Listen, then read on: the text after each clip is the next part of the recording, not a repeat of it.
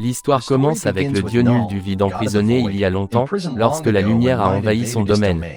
Ses enfants symbiotes l'ont trahi, l'enfermant avec le codex, la clé de sa liberté. Maintenant, Nul cherche à le récupérer, à détruire les symbiotes et à anéantir toute vie, n'épargnant que ses créatures fidèles. La scène se déplace vers Eddie Brock dans un bar à la fin de Spider-Man, alors qu'il discute avec le barman. Un portail l'emporte, agacé par le chaos multiversal. Venom, frustré, détruit le bar avant qu'il ne parte. Eddie apprend plus tard la mort du détective Patrick Mulligan et réalise qu'il ne peut pas rester au Mexique pour toujours. Avec du matériel de chantage sur le DA de New York et le souhait de Venom de voir la statue de la liberté, Venom rappelle à Eddie leur fugitif et n'hésitera pas à riposter à leur insu. Quelqu'un suit leurs mouvements. Venom sent le danger, les conduisant à un ring de combat de chiens crasseux. Les propriétaires les menacent, mais Eddie, refusant de laisser les chiens souffrir, les transforme. Démolir les voyous échouant à leur ligne habituelle de Venom, décidant qu'ils ont besoin de s'entraîner. Un chien mâche les sandales d'Eddie, le forçant à marcher pieds nus alors qu'ils partent.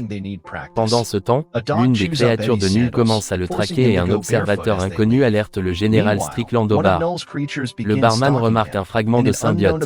Strickland arrive, le récupère et interroge le barman sur le type étrange qui se parle à lui-même ailleurs. Le Dr Payne rêve de la mort tragique de son frère avant d'apprendre que Strickland se dirige vers la zone 51 à son arrivée. Strickland explique sa mission de collecter des symbiotes SIM pendant que Payne les étudie. Un collègue surnommé Christmas révèle qu'ils ont ressuscité un symbiote présumé mort dans un laboratoire souterrain. Il rencontre Patrick, désormais un autre symbiote parfait. Payne lui dit qu'ils l'ont sauvé, mais il répond amèrement qu'elle est tout aussi brisée que lui. Le symbiote met en garde contre les créatures qui chassent les leurs, des forces de destruction imparables. Pendant qu'il parle, nous entrevoyons Nul riant en annihilant des mondes. Sur un vol pour New York, Venom et Eddie discutent de la façon de laver son nom. Soudain, un chasseur de symbiotes attaque dans un bref combat intense. Venom le détruit dans la turbine du plan. Après cela, Venom dit sombrement à Eddie qu'il doit disparaître pour le protéger et saute de l'avion, agissant comme un parachute.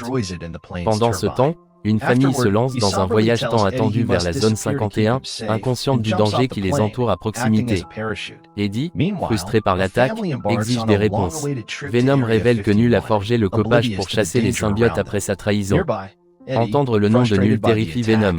Le simple fait de parler pourrait attirer son attention. Il explique qu'Eddie porte le codex, formé lorsque Venom l'a ressuscité, faisant de lui la clé de la libération de Nul. Si Eddie ou Venom meurt, le codex disparaît. En voyageant à travers le désert, il repère un cheval et l'utilise pour voyager plus rapidement. Pendant ce temps, Strickland et Payne se disputent pour savoir si les symbiotes fuient quelque chose ou migrent simplement. Leur discussion est interrompue par la nouvelle d'un étrange saut en plein vol. Strickland mobilise des troupes pour traquer Eddie et Venom, alors qu'une bataille s'ensuit. Venom se sacrifie pour sauver Eddie, qui est forcé de tirer sur un agent séparé et affaibli. Venom est capturé, tandis que Strickland assiste à un mouvement de copage.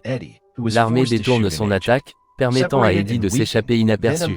Le Dr Payne commence à croire les avertissements de Patrick lorsqu'elle lui parle du copage. Le symbiote de Patrick révèle que Nul chasse le porteur du codex et que s'il l'obtient, tout sera perdu. Strickland, réalisant la menace, décide que la seule solution est de tuer Eddie ou Venom. Payne n'est pas d'accord, mais la décision est prise. La scène revient à Martin, qui voyage avec sa famille dans la zone 51. Il présente Eddie à sa femme, No, et à ses enfants, Echo et Leaf, lui offrant un trajet jusqu'à Las Vegas, ignorant le chaos sur le point de se dérouler.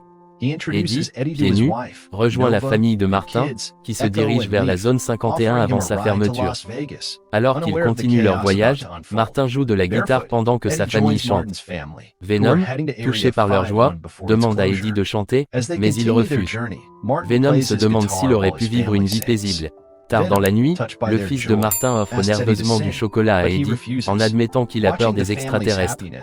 Eddie le rassure qu'ils sont réels, et Venom le félicite en disant qu'il serait un père formidable. Après des heures de route, ils atteignent Las Vegas, où des caméras de sécurité repèrent Eddie. Martin, reconnaissant du temps passé ensemble, lui donne de l'argent et des sandales avant de se séparer. Venom mange le chocolat avec enthousiasme et il plaisante sur leur prochaine action. Eddie suggère de voler une voiture, mais Venom préfère jouer aux machines à sous au casino. On leur refuse l'entrée en raison de leur apparence.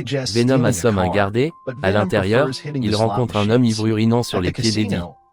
Furieux, Venom l'assomme et vole son costume.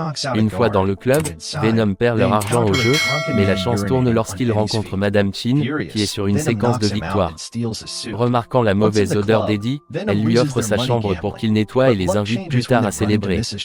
Alors qu'Eddie se prépare à partir, Venom prend le relais et danse avec Madame Chin, sans savoir qu'ils sont observés juste au moment où le chasseur de symbiotes s'approche. Venom se transforme et Eddie avertit Madame Chin de rester calme. Le danger semble passer, mais les agents de la zone 51 prennent d'assaut le club et capturent Eddie. Pendant ce temps, la famille Martin se faufile dans la zone 51, impatiente d'explorer le laboratoire. Le Dr Payne découvre que les symbiotes se détériorent sans hôte approprié et croit que Venom doit les réunir. Eddie se réveille en transe, trouvant Patrick vivant. Patrick l'avertit de protéger le codex, révélant qu'une armée de symbiotes en a besoin pour survivre. Strickland entre en déclarant le contrôle total et révélant son plan pour tuer Eddie afin de détruire le codex et d'empêcher le retour de Null. Horrifié, le Dr Payne et son collègue refusent d'obtempérer, libérant Venom. Venom retrouve Eddie, mais le codétectant attaque Patrick. Le symbiote tente d'intervenir mais est absorbé. Le chaos éclate alors que d'autres symbiotes se libèrent, luttant désespérément contre le copage pour aider Venom à s'échapper. La famille de Martin, qui observe depuis un point de vue élevé, reste inaperçue pendant l'évasion. Le Dr Payne prend un conteneur de symbiotes et des puces. Pendant ce temps, le copage imparable dévore les symbiotes un par un. Eddie, déterminé à protéger le codex, hésite lorsqu'il aperçoit la famille de Martin. Il grimpe jusqu'à eux et avoue à Echo que les extraterrestres existent. Son meilleur ami en est un. Venom émerge en remerciant Echo pour le chocolat. Soudain, l'attaque de Strickland déclenche une explosion mettant en danger la famille de Martin. Venom meurt pour les sauver, inspirant d'autres symbiotes à aider. Alors que la victoire semble possible, le copage se régénère. Le Dr Payne le renverse avec une voiture, exhortant tout le monde à s'échapper avant qu'il ne le puisse. Le copage émet un cri strident, invoquant des renforts nuls. Un portail s'ouvre, libérant son armée monstrueuse pour capturer Venom et s'emparer du codex. Il réalise que les symbiotes ne sont pas la véritable menace. Strickland rejoint le combat d'Eddie. Son plan, Venom, distrait les chasseurs tandis que les hélicoptères attaquent d'en haut. Malgré leurs efforts combinés, les chasseurs les submergent. Strickland, voyant ses soldats tomber, se précipite au combat mais est gravement blessé. Venom se transforme complètement pour le sauver mais est capturé au moment même où tout espoir s'estompe. Martin arrive, tire sur le chasseur et libère Eddie. Eddie est grièvement blessé, affaibli mais déterminé. Venom le porte jusqu'à un hélicoptère, admettant que les chasseurs sont bien plus forts que prévu. Attristé, il confesse son rêve de voir la Statue de la Liberté. Eddie, gardant le moral, promet qu'ils la verront un jour. Alors que d'autres chasseurs arrivent, Venom accepte leur sort. Il réconforte Eddie, puis se lève pour une dernière résistance face à l'ennemi. Il absorbe leurs attaques avec tout ce qu'il a dans un dernier effort. Il se tourne vers Strickland, à peine vivant, et le presse d'activer les réservoirs d'acide du laboratoire. Un dernier coup pour mettre fin à la bataille. Strickland, comprenant la gravité de la situation et ses faibles chances de survie, accepte le plan. Il ordonne au Dr Payne et à son collègue de courir pendant qu'il active la libération d'acide. Alors que le laboratoire est inondé, Venom fait son sacrifice final, jetant Eddie en sécurité et lui disant de ne jamais l'oublier. L'acide consume Venom et les chasseurs, mais dans son dernier acte, Venom protège Eddie avec une porte. Eddie regarde avec angoisse faire ses derniers adieux, acceptant son destin. Strickland sort une arme cachée, télécommande et déclenche une explosion alors que le Dr Payne et son collègue fuient. Payne revient en arrière sur la mort de son frère, se souvenant d'une évasion similaire. Lorsque son collègue trébuche, il semble que l'histoire va se répéter. Sans hésitation, elle se lie au symbiote Flash, gagnant une vitesse incroyable et sauvant son collègue juste à temps. Ensemble, ils s'échappent alors que le laboratoire s'effondre derrière eux. Après l'explosion, Eddie se réveille désorienté et espérant entendre la voix de Venom. Un général à côté de lui livre la dure vérité, Venom est parti. Cependant, il reconnaît l'héroïsme d'Eddie, déclarant que lui et Venom ont gagné la gratitude nationale. Mais il y a un piège, tout ce qui s'est passé doit rester un secret. Si Eddie parle, il passera le reste de sa vie dans l'endroit le plus sombre imaginable. Errant dans New York, Eddie réfléchit à son temps avec Venom, se souvenant de leurs défis et de leurs aventures. Finalement, il atteint la Statue de la Liberté, la destination de rêve de Venom. La regardant avec une expression solennelle, il murmure une promesse, il n'oubliera jamais son meilleur ami. Ainsi, dans Venom 3, la dernière danse, La scène post-crédit montre nul, enragé par la chute de ses champions, avec furie dans ses yeux. Il proclame que les planètes lui appartiennent et que tout brûlera sous son règne.